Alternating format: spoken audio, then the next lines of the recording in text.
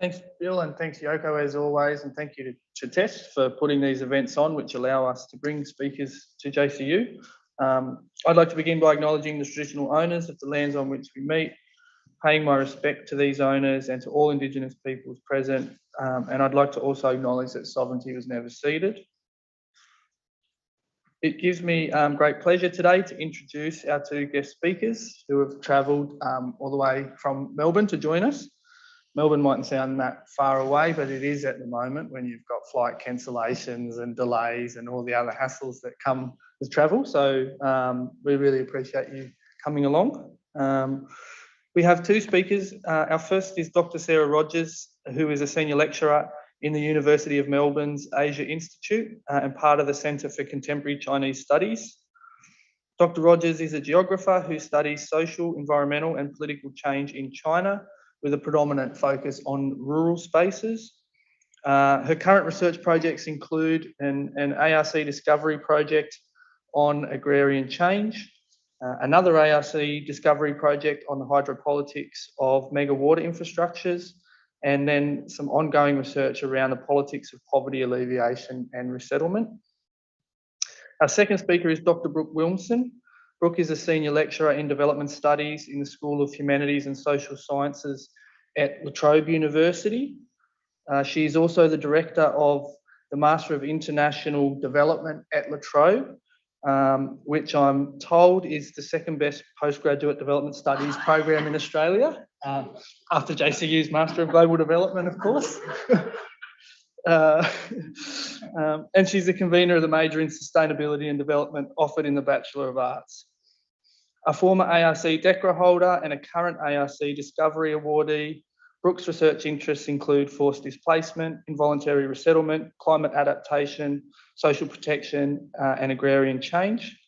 Brooke also predominantly works in China, although she's been involved in research in West Africa, Southeast Asia, Australia, and most recently in the Maldives, which, as I said to Brooke recently, I find quite a suspicious place to say that you're doing field work. But anyway, both Dr. Rogers and Dr. Wilmsen truly are internationally recognised scholars in their respective fields. So please join me in warmly welcoming them to JCU today.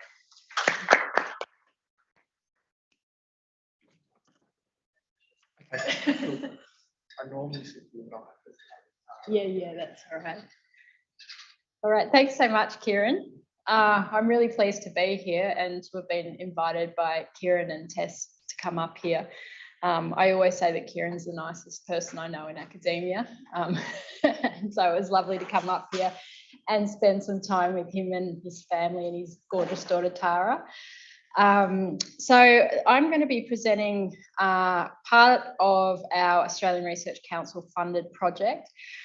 So Sarah this is Sarah's brainchild. She put this grant together and brought together all of the people working in different parts of China in quite an ingenious way. And I think if you can do research this way, I think it's a great way to do research, and I hope in the future we'll be able to do more, but it's looking quite unlikely at the moment with the situation in China that we will be able to go back ever, unfortunately. So I've had my contracts with China, I suppose, finished up last year with money sent back after 25 years. So it's kind of a sad time for China-Australia studies at the moment. So this is perhaps the end of 25 years of research in the Three Gorges Dam area. So I first went over there in 1997 as a third year student, saved up my money from stacking the shelves to go and see the Three Gorges Dam. And it's become my passion, I suppose a second home. And so it's been a great honour to work in this place for so long with my research partner, Professor Duan Yufan. So I've seen a lot of change in 25 years. And so it's been wonderful to go back and work on this project, which is looking at agrarian change in China, but in the place where I've looked at forced displacement and the impacts on livelihoods. So it was really digging deep into rural livelihoods in this area. So Oh, great, thanks. So I've called this large-scale policy, small-scale farms. How are smallholder farmers in the Three Gorges region of China responding to the national agricultural modernisation agenda? So Dr. Zoe Wang has also been involved in this research. She's from JCU. Professor Christine Wong was a named CI from the University of Melbourne. And then we had Li Jie from Shannxi Normal University, Lin Wanlong from which university? China Agricultural Uni in Beijing, and Professor Duan Yufang from China Three Gorges University, which is the component that I was involved in. So I'll just begin with a little bit of background about what's driving rural change in China. It's interesting that we're at the World Congress on rural sociology, and of course the drivers that are driving change in China are also similar to the drivers that are driving change in Japan. I suppose in Japan they seem to be further along in this process, but a lot of the things that we're looking at specifically in China are obviously broader themes in agriculture across the world, although in an authoritarian state like this, the push for policy and to see that policy put in place is very strong. So smallholder farmers are presently the focus of the state's modernisation goals. So for the longest time, with economic reforms in China, most of the focus has been on urban areas and the East Coast and moving across China. And the rural areas have kind of been left out of it for some time. And now the government is recognising the value of smallholder farmers, the scarcity of land, and they're looking at how to make agriculture more efficient. So they're looking to scale up farms, to better vertically integrate farmers and to improve environmental practices and increase outputs. So there's a rhetoric that's driving this that basically kind of positions farmers marginally as being backward, being polluting, being inefficient, and not making the most of their farmland. So it's time for them to be separated from their land and to give over the land use rights to larger entities. So these new agricultural organisations take a number of forms. They can be large agribusiness, farmer cooperatives, large family farms, and just a large scale farm entities. So anything that is bigger than a smallholder farm, which is typically just the family unit that manages the land. So these changes, like many changes that we see in rural parts of the world, are driven by the needs of urban places, changing food consumption and growing demand for safe food, or at least perceptions of what safe food is. The continuing need for cheap labour in the cities, in the manufacturing sectors, and in the construction of cities, particularly with the push for urbanisation, and the endless appetite for land to expand, renew, and develop cities. So the economy of China is also shifting in the structure of the economy. So for a long time, it's been an investment-led and export-oriented economy. However, as the GDP growth rate has slowed, government is recognising a need to shift to more of a consumer and service-based economy, and rural households are really important to this shift.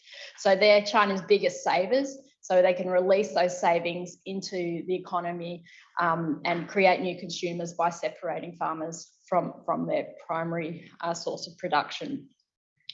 So to grow this consumer base and scale up agriculture, surplus agricultural labour is being separated from its means of production and subsistence.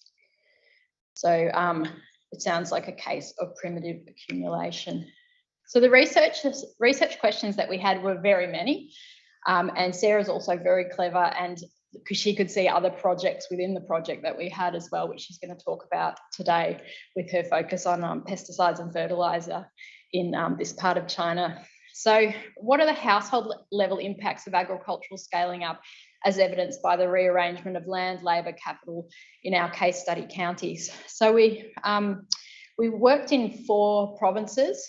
So Zoe Wang worked in Yunnan looking at coffee.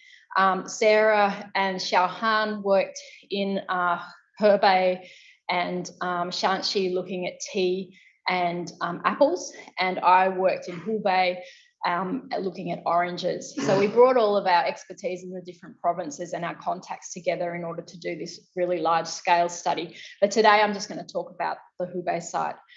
So the other question that I'll be talking to today are what are the roles of the new agricultural operators in the transition in China?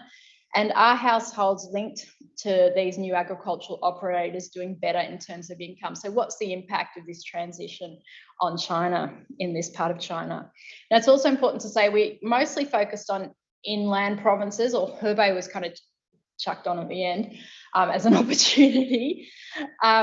But we tried to limit it to kind of central provinces, mountainous areas, the areas that hadn't been studied as much in China. So rather than the East Coast areas where monocropping was much more, it was easier to roll out, and mechanisation because of the flat plain lands and the fact that lots of farmers had abandoned their land, or at least left their land in the short term in order to move to the city to make a living. So that kind of fitted into the rhetoric that the government was using to justify the transition that was going on. But we knew there was something going on differently in the places we worked. So we wanted to really look at then what's happening here. This is broad push to change the structure of agriculture in China and to modernise it.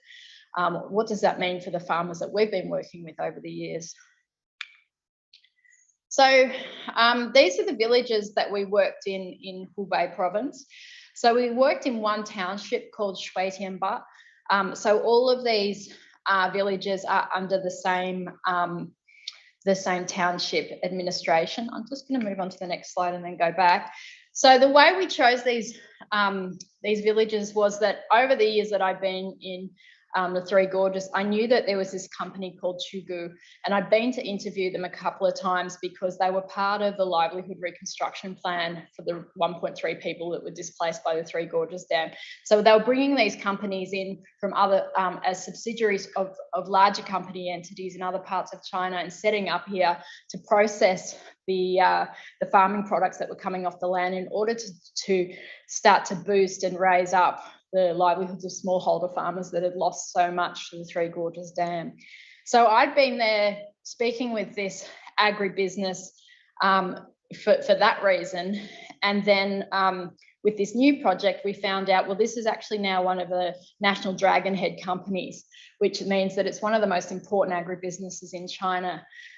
So there's that linkage with the old research that I was doing, but now the new research, and that they had in around 2014 established a formal relationship through a contract with a big formal cooperative in one of the villages, and with some of the smallholder farmers in there. So that fitted in with our kind of selection criteria. So Wangjiaqiao has a cooperative which is contracted to Chugu.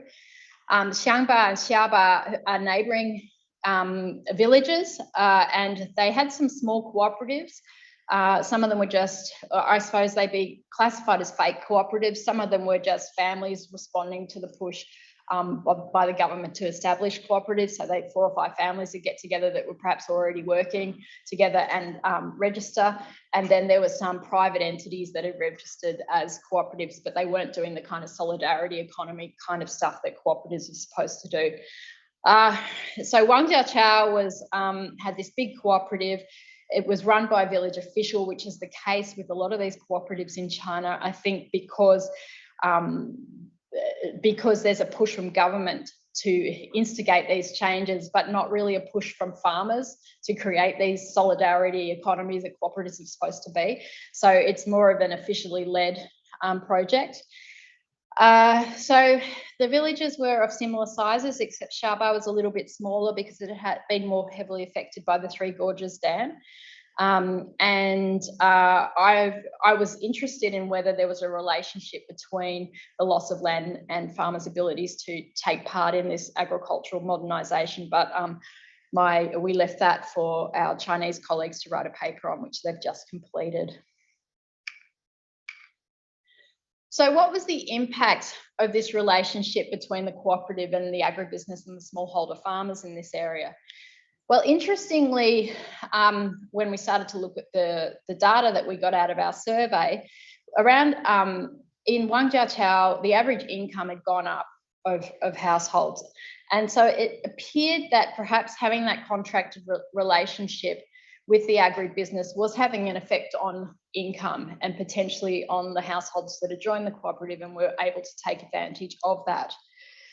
We looked at this time period, difference between this time period, one, because that's when the cooperative, the agribusiness and the smallholder household signed a contracted arrangement, but also because it was the time when the #1 central document was released by the State Council that lays out the priorities for the year. And in this case, it was to encourage land transfer to these new agricultural operators. So it essentially gave the freedom for land use rights to be passed from smallholder farmers to these new agricultural operators. So we were interested in whether or not all of this kind of came together to impact household incomes and livelihoods. So first we saw that. Then we were interested, well, how many people are actually joining cooperatives? And what we found was that in Wangjiatao, where you had this big formalised cooperative, there was a high proportion of people joining it. And in the other two villages, around 10% of households had joined some form of cooperative. So this suggested that perhaps something special is going on in Wangjiatao. We've got higher incomes, we've got higher membership to cooperatives, the cooperative that has the relationship with the agribusiness. And then we split apart the cooperatives and non-cooperative members. And what we found was that it was actually, the members of the cooperatives actually had higher incomes at the start, but they didn't have higher growth in incomes. So this suggested that it was probably elites and the wealthier people in the village that were joining that cooperative, and probably because of the relationship with the village official, they felt that there was a need to join that. So the political motivations were strong, and our interviews suggested that too. However, the cooperative members also said that one of the reasons that they joined was because of the subsidisation of fertiliser and also training. So Sarah's going to talk a little bit about fertiliser, but we know that fertiliser and pesticides are one of the biggest expenses for households. So the fact that they could access cheaper fertiliser and pesticides was one of the motivations for joining. The other thing that the government wants to do through these new relationships is to better integrate farmers into supply chains. And interestingly, we found that despite these new agricultural operators being here, that the farmers were bypassing them in terms of their sales. So they were still selling to a middleman or woman, as they always had. So around 93% of the households were still doing what they were doing. Around 5% were selling online by themselves. And this is a big movement in China now, where farmers are using social media in order to sell their crops. But by and large, they were doing what they've done for decades and selling to the local middleman.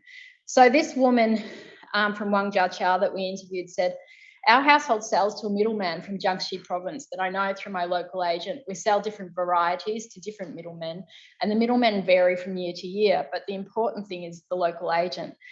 She knows and trusts them, and the relationship with them is important. So then we were interested in, well, do these cooperatives and the agribusiness have any impact on what you grow and what you sell? And what we found was that even though these new entities are present in the area, that farmers are still deciding themselves what they grow, and also they make their own decision about who to sell to. So in this sense, smallholder farmers are still self-determining their rural livelihoods in the presence of these entities. So then we were wondering, well, what's driving income change in 2018? Who are those farmers that have had their incomes grow? And what we found from our analysis of the survey data was things that you'd expect, like a larger household had predicted higher income, higher education, the use of pesticides, which Sarah will be talking about, and greater social well-being. And one of the things that was most significant because of the push to scale up farming was that those households that had larger land size had a predicted higher income. So we wondered if this was evidence of land transfer going on. And so we looked into that a bit further. But what we found was that there was no formal land transfer at all, even though the government policy is pushing for this scaling up, and these new entities have come into the area and are kind of biding their time to do the job and have even attempted it in this area, but the farmers insisted that the land was given back because they didn't think they were paid enough. That there's no formal land transfer in the area. So across the 3 villages that we worked in, only 7 households had leased in land in the past 5 years, and this was very small amounts of land just from their relatives and friends. And there was no household leased out any land. So despite the loosening of restrictions, there's been minimal land transfer in the study sites. And the reasons for this is that farming is more profitable than work. So the rhetoric in China is that nobody wants to farm anymore. They can't make much money off it, particularly smallholder farmers, so they're moving to the cities. But in the place we were working in, which had so much support because of the Three Gorges Dam, they poured so much money into supporting smallholder livelihoods. They'd done such a great job that they now were undermining the scaling up of farming in this area with these past policies. And there's also no land available, so farmers are holding on to their land. So this woman from Xiaoba village said, to tell you the truth, in recent years, every household in our village has earned at least 100,000 yuan a year, and they can't earn so much money working outside. Now, this was quite a shock for me. When I first went there in 1997 and then back in 2003 and did a big survey, people were really impoverished. They were selling these tiny little mandarins on the side of the road. I hadn't seen poverty like this except up in the kind of hills of Henan in the caves. Like, people were really living in destitute. And now they're driving cars, nicer cars than me. They're doing really well. And so the new modernisation policy is coming in, and they're like, well, we're not going to engage with this. We're doing really well. We interviewed some of the agribusinesses around the area to find out why they weren't engaging in land transfer as the government policy said. And they've said that the cost of land transfer in the Three Gorges is around 6,000 RMB per moo, and that they can lease dry land, flat land in Huanggang at about 3,000 RMB per moo. So they said that even if it's 4,000 RMB per moo, they can still make money. However, it must be mechanical. We can't make money employing farmers. And we spoke to the township government, and they said that although the government is under central government instruction to transfer land, the farmers are reluctant as orange land is too valuable and the older people don't want to give up their land. So the township government were very open when they spoke to us, which was very surprising. And they were very clear that they weren't going to upset the situation in their township by insisting that farmers transfer land. But at the same time, the farmers themselves were very aware that the cooperatives were establishing themselves, and that the next generation of farmers would be those cooperatives, and that they were where their land would go rather than on to the next generation of their family. So in finding nothing much has happened in this area, we found something quite significant in Hubei. So the plan to invest in oranges in this region and to really create a successful smallholder production base as part of the Three Gorges Dam resettlement has actually undermined, as I said, the plans for agricultural modernisation. So these development plans were really successful for smallholders who are now holding on, and young people are reportedly returning to the farm to engage in selling oranges for their families through social media. So now not only are smallholders flourishing in this region, but they are not transferring land to the new agricultural entities. But the question is, what is the future of farming in this area? And one of the reviewers of our paper in the China Journal said, and we've taken this on and used it, he said that, or Ishun, it sounded like it was a man, that it's a Trojan horse situation. So all of these cooperatives and agribusinesses are kind of milling around, setting up, biding their time until this generation of farmers can no longer farm, and then they will take over and the land will be transferred to them. So the township government said that, we've kind of come at a transition period. So there's not outward resistance, there's awareness that it's there, but just nobody wants to upset the area, the farmers, and create social unrest. Okay, and now I'll hand over to Sarah. Oh, there's some related publications.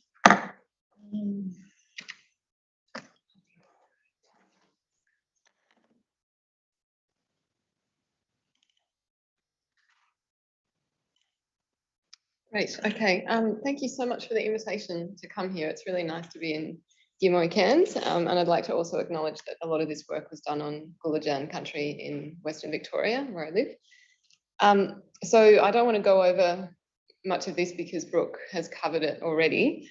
But just to again acknowledge the other people that are involved in this project and the work that they have all done to get us to this point. This is a difficult undertaking, doing this kind of mixed methods research in China. It rests on some quite strong long-term relationships. And all of these people have been really kind of critical to making this project what it is.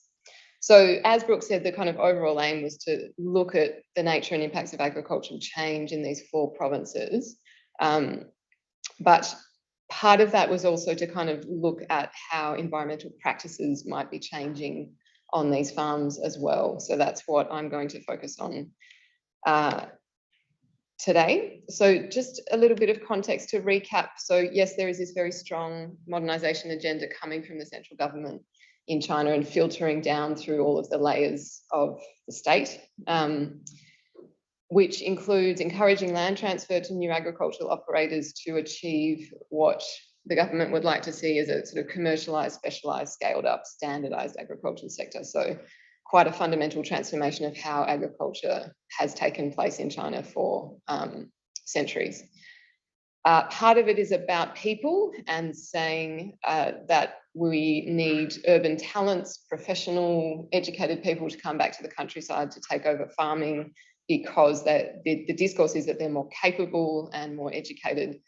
And within this modernisation agenda, there are also some environmental kind of goals to do with the, out of control growth in agrochemical use on Chinese farms and trying to slow down some of that growth.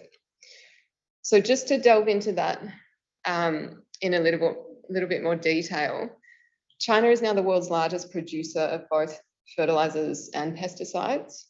This is a massive industry. Over-application of fertilizers in particular is common. You can see that the average per mu is much higher in China than the global average. China is also Chinese farmers are the world's largest users of pesticides, with a fairly even split between insecticides, herbicides, and fungicides. The utilisation rate is fairly low, which means that there's a lot of pesticide that's lost to drift and runoff and things like that. Now, both in the kind of policy discourse that Brooke has already talked about, but also in a lot of the academic work that happens around agrochemicals in China, it is commonly assumed that smallholders are sort of less able to take on more environmentally friendly, more modern management practices, technological innovations. There's quite a deeply embedded, I guess, bias against smallholders and an assumption that because they're farmers, they're poorly educated. And there's people such as Mindy Schneider who have done quite a lot of work on kind of unpicking these kinds of narratives that are used about smallholders in China.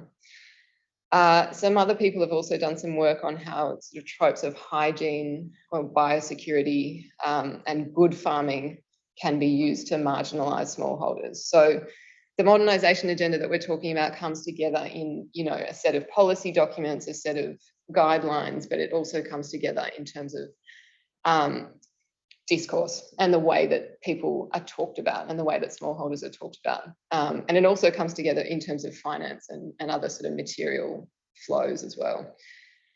But if you look at the kind of empirical work on farm size and, say, fertilizer intensity, there's no real clear relationship here. So I guess through this work, through this large survey that we did, and the qualitative work that we did as well, we really wanted to start to unpick these assumptions and look at what was happening on farms, because a lot of the academic work to date has really been quite high level, big surveys, big quantitative data sets, lots of modelling of different variables. And for us, I think it was much more helpful to go to people's farms and actually talk to them about what they were doing, which might not sound very revolutionary, but in some circles, that's not really the thing that you do, go and talk to farmers. Okay, so overall in the survey and the quantitative work that we did, you can see across the 4 sites, we've got very high, almost universal use of chemical fertilizers, quite high use of pesticides, not so much in Shannxi and Yunnan with tea and coffee, not so prone to particular pests and diseases. And then also, and this is quite interesting, the organic fertilizer uptake. So this is not something that we really expected to find. You can see in Hubei, which is the case that Brooke has been talking about, this highly specialized orange production area, almost universal use of organic fertilizer inputs, as well as the synthetic products. So I want to just look at this case in a bit more detail. So carrying on from Brooke, so we're still talking about oranges in the sort of Three Gorges Dam area. So what did we learn about farmer practices in Hubei? Very high annual expenditure on these inputs. So this is a really important part of people's livelihoods. It's a really important part of what goes on in the farm. Now, as Brooke mentioned, while there is an agribusiness very active in the area, most people still sell their products through these local agents, through informal contracts, verbal contracts, sometimes written contracts. And there's no sort of standards at that point. So at the point where the farmer sells their oranges to the agent, there's no inspections, there's no standards that they have to meet for that particular product. There's no residue testing, that sort of thing. So those networks are not driving any particular requirements for agrochemical use. Now we found very high use of organic fertilizers, partly because this county, Zheguai, was a bit of a model county for introducing organic fertilizers onto farms, meaning there was government support, there was subsidies to try and move these products and make them more popular. But it's important to say that while in the past, but also in other places in China, so for instance, Zoe's work in Yunnan, we were talking about this, and Yunnan coffee farmers are still producing some of their own kind of composts and manures on farm. In Hubei, that's not the case. These are commercial products. So they're bought organic fertilizers because people don't have livestock anymore. So you cannot on farm really produce the quantity of organic fertilizer that you would need.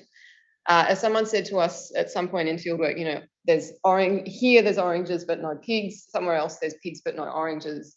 And so they're trying to bring those systems back together. So this is a kind of classic case, I guess, of metabolic rift, where you're sort of separating out the nutrients that you would have had on the farm through livestock, and you have to buy those in, you have to purchase those in from other sources. Brooke can probably explain in a little bit more detail what happened to the pigs. I think there was a lot of bans on livestock production in this area to do with water quality controls and various other things. There's been a real intensification of animal farming in China. So you see these kind of high-rise, big pig bases or whatever bases, rather than the kind of dispersed livestock that you would have seen on everyone's farm in other times. Okay, so people told us that they were using compound fertilizers, they were using high nitrogen fertilizers when their orange trees were young, and they were using trace element supplements every year as well to ensure good growth and good fruit set and good fruit production. But interestingly, farmers by their own